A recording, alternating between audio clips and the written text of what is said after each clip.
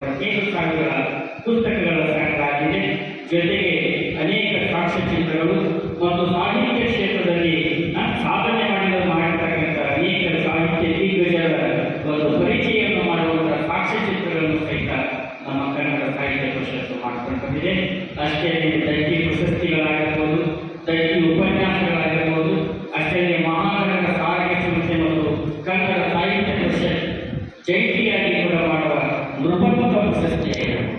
ಬಹುಶಃ ನೃಪತುಂಗ ಪ್ರಶಸ್ತಿಯನ್ನು ಇವತ್ತು ಕನ್ನಡದ ಅತ್ಯಂತ ಶ್ರೇಷ್ಠ ಸಾಹಿತ್ಯಗಳು ಪಡೆದಿದ್ದನ್ನು ನಾವು ನೋಡಿದರೆ ಅದು ತುಂಬ ಮಹತ್ವಕರವಾಗಿ ಪರಿಷತ್ತಿನ ಒಂದು ಕಾರ್ಯಗಳಲ್ಲಿ ಅದನ್ನು ಮುಂದುವರೆದು ನಾವು ಗುರುತಿಸಬೇಕಾಗ್ತದೆ.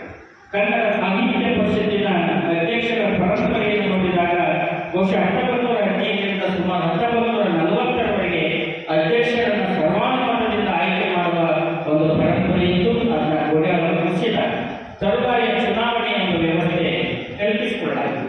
ಮೊಟ್ಟ ಮೊದಲನೇ ಬಾರಿಗೆ ಶ್ರೀ ಎಚ್ ಬಿ ನಂಜುಂಡಯ್ಯವರಿಂದ ಆರಂಭವಾಗಿ ಇಂದಿನ ಡಾಕ್ಟರ್ ನಾಡೋಜ ಮಹೇಶ್ ಜೋಶಿಯವರವರೆಗಿನ ಸುಮಾರು 26 ಜನ ಕನ್ನಡ ಸಾಹಿತ್ಯ ಪರಿಷತ್ತಿಗೆ ಅಧ್ಯಕ್ಷರಾಗಿ ಹೋಗಿದ್ದಾರೆ.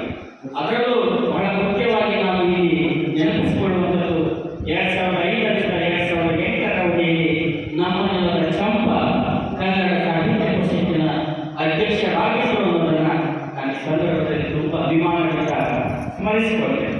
ಹಾಗೆಯೇ ಕನ್ನಡ ಸಾಹಿತ್ಯ ಪರಿಷತ್ತಿನ ಮಹತ್ವದ ಕಾರ್ಯಗಳಲ್ಲಿ ಸಮ್ಮೇಳನಗಳ ಆಯೋಜನೆಯೂ ಒಂದು. ಕನ್ನಡ ಸಾಹಿತ್ಯ ಲೋಕದ ದಿಗ್ಗಜರು, ಸಾಹಿತ್ಯಾಸಕ್ತರು, ಕನ್ನಡ ಅಭಿಮಾನಿಗಳು ಬೃಹತ್ ಸಂಖ್ಯೆಯಲ್ಲಿ ಒಂದೆಡೆ ಸೇರಿ ಪ್ರಚಲಿತ ಸಾಹಿತ್ಯದ ಸ್ಥಿತಿಗತಿಗಳನ್ನು ಚರ್ಚಿಸುವಂತಹ ಒಂದು ಬಹುದೊಡ್ಡ ವೇದಿಕೆಯಾಗಿ ಅಖಿಲ ಭಾರತ ಸಾಹಿತ್ಯ ಕಂಡಿದೆ. ಬಹುಶಃ ಈ ಸಮ್ಮೇಳನಗಳು ರೂಪುಗೊಂಡ ಒಂದು ಹಿನ್ನೆಲೆಯನ್ನು ಗಮನಿಸಿದಾಗ 1914ರಲ್ಲಿ ಈ ಮೈಸೂರು ಎಕನಾಮಿಕ್ ಕಾನ್ಫರೆನ್ಸ್ ಅಂದರೆ ಮೈಸೂರು ಸಂಪರ್ಕವಿದೆಯ ಸಮಾಜ ಸಮ್ಮೇಳನ ಅಂತಕ್ಕಂಥದ್ದು ನಡೀತದೆ. ಅಲ್ಲಿ ಒಂದು ಉಪಸಮಿತಿ ಸ್ಥಾಪನೆ ಮಾಡಲಾಗ್ತದೆ. ಆ ಉಪಸಮಿತಿಯಲ್ಲಿ ರಾಹುಲ್ ಬಾಬು ಶ್ಯಾಮರಾವ್ ಇರ್ತಾರೆ, ಗರ್ಭು ಶ್ರೀನಿವಾಸರಾಗಿರ್ತಾರೆ ಮತ್ತು PS ಅಚ್ಯುತ್. ಇವರು ಮೂವರ ಒಂದು ಉಪಸಮಿತಿಯ ಸಲಹೆಯ ಮೇರೆಗೆ ಈ ತರದ ಸಮ್ಮೇಳನಗಳನ್ನು ನಾವು ರೂಪಿಸಬೇಕು ಅಂತಕ್ಕಂಥ ಒಂದು ಕನಸು ರೂಪುಗೊಳ್ಳುತ್ತದೆ. ಆ ಹಿನ್ನೆಲೆಯಲ್ಲಿ ಸಮ್ಮೇಳನಗಳು ಆರಂಭವಾಗುತ್ತವೆ.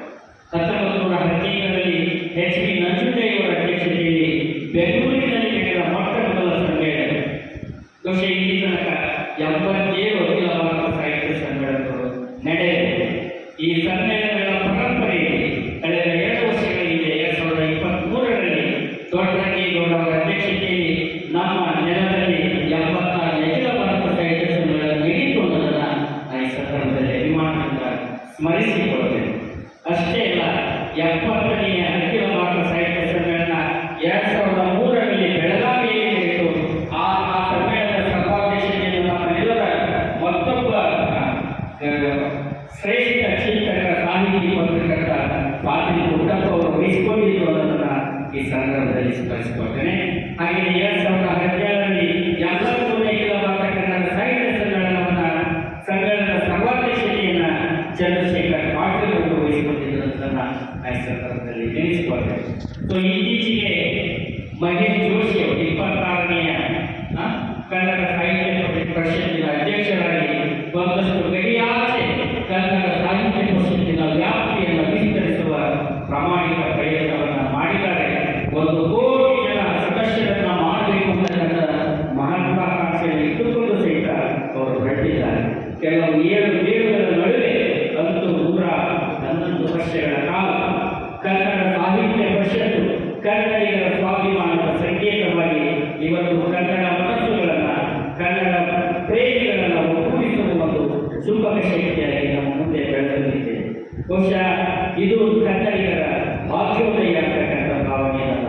ಶ್ರೀ ಕೃಷ್ಣರಾಜ ಪರಿಷತ್ ಮಂದಿರದಲ್ಲಿ ಆರಂಭವಾದ ಕನ್ನಡ ಸಾಹಿತ್ಯ ಪರಿಷತ್ತು DBಜಿಯವರ ಅಧ್ಯಕ್ಷತೆಯ ಸಂದರ್ಭದಲ್ಲಿ ಕಾರ್ಯ ವಿಸ್ತರಣೆಯನ್ನು ಕಂಡಿದ್ದನ್ನು ನಾವು ಗಮನಿಸಬಹುದು.